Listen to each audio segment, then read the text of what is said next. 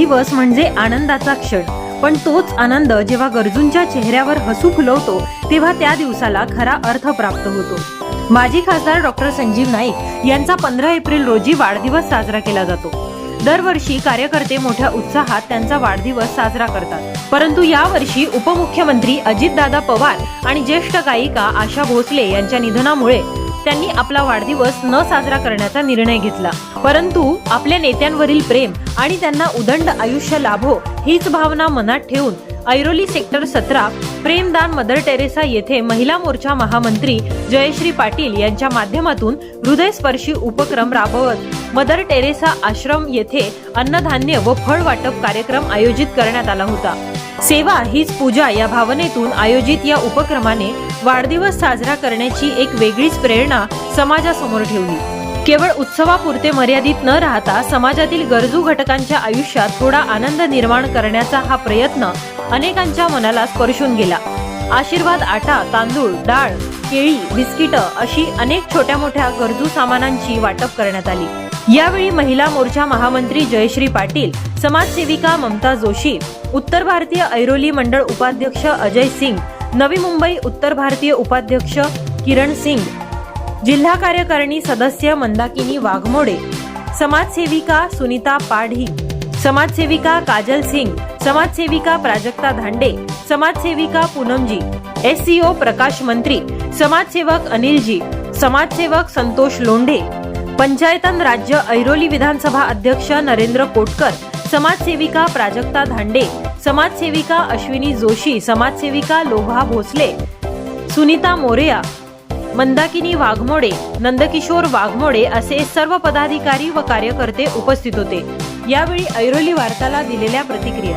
माजी महापौर आणि नवी मुंबईचे प्रथम महापौर, ठाणे लोकसभेचे माजी खासदार संजीवजी नाईक साहेब यांचा काल वाढदिवस होता। त्या वाढदिवसाचे औचित्य साधून साहेबांनी आम्हाला वाढदिवस करण्यास मनाई केली होती, पण हे सामान मी 4 दिवसापूर्वी आणून ठेवलेले होते आणि त्यात मी भरपूर ग्रोसरी घेऊन आली त्यांना देण्यासाठी, आश्रमात देण्यासाठी। तांदूळ, गहू, तेल, चहा पावडर, साखर, डाळी, धान्य, म्हणजे त्यांना 2 ते 3 महिने त्यांना साठा होईल एवढं अन्नधान्य मी घेऊन आलेली होती। माजी महापौर संजीवजी नाईक हे एक कर्तबगार व्यक्तिमत्व आहे आणि अभ्यासू व्यक्तिमत्व आहे आणि अशा या नेत्याचं काहीतरी थोडं वेगळं करावं म्हणून माझ्या मनामध्ये की ह्या आश्रमाला आपण अन्नदान द्यावं असं आलं। माजी महापौर संजीवजी नाईक साहेब यांचं दूरचा दृष्टिकोन म्हणजे नवी मुंबईला जो पाण्याचा साठा आहे, आज साहेबांनी संसदेमध्ये आपलं पाण्यासाठी पहिलं व्यक्तिमत्व मांडणारा आपला नेता संजीवजी नाईक साहेब आहेत आणि त्यांच्यामुळे हे धरण आपल्या नवी मुंबईमध्ये आलं आणि नवी मुंबईकरांना पाण्याचा प्रश्न सोडवला गेला।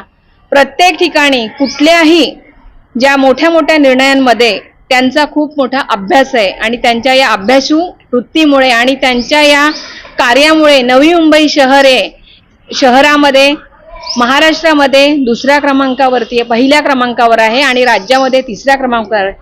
नवी मुंबई शहराला नाईक परिवार हा मिळालेली ही एक देणगी आहे आणि अशा ह्या लाख मोलाच्या नेत्याचं काहीतरी केलं पाहिजे म्हणून मी या आश्रमाला ग्रोसरी अन्नदान करण्यासाठी इथे आली होती आणि माझ्याबरोबर माझ्या सहकारी सगळ्या भाजपच्या महिला, माझे सगळे दादा लोक तेही आले आणि आम्ही सगळ्यांनी मिळून माझ्या पद्धतीने, माझ्या ऐपतीप्रमाणे जेवढं मला करता येईल तेवढं मी माझ्या या कर्तबगार नेत्यासाठी मी हे आज इथे अन्नदान केलेलं आहे। अशा प्रकारे मी नाईक साहेबांचा वाढदिवस इथे, संजीवजी नाईक साहेबांचा वाढदिवस मी इथे साजरा केलेला आहे। एवढं बोलून मी माझं 2 शब्द संपवते। नमस्कार। आज इथे संजीव नाईक साहेबांच्या वाढदिवसानिमित्त जयश्रीताईंच्या माध्यमातून आम्हाला इथे दान करण्याची संधी मिळाली। दान हा देखील एक संस्कार आहे।